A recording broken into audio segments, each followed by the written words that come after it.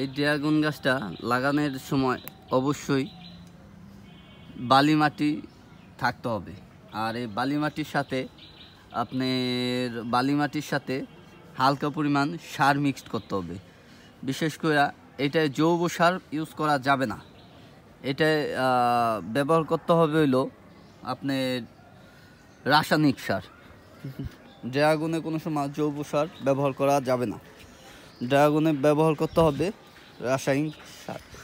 এই যে ড্রাগন করলে, আর এই ড্রাগনে কোনো রোগ ব্যাধি হয় না ইনশাল্লাহ। রোগ ব্যাধির ভিতরে এইটুকুই হবে, আপনি অবশ্যই ভালো মানের চারা দেখা, ভালো জাত দেখা তারপরেই করতে হবে। আর এইখানেই দেখেন এই ড্রাগন একটা পর থেকে মনে করেন 2-3টা, এটা তো সিজন না ড্রাগনের। তারপরে দেখেন ড্রাগনের কি সাইজ।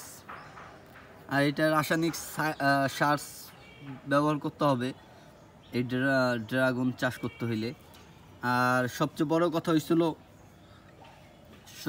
কথা হয়েছিল আপনি করবেন, এই ড্রাগন ফল লাগাইতে চাইলে অবশ্যই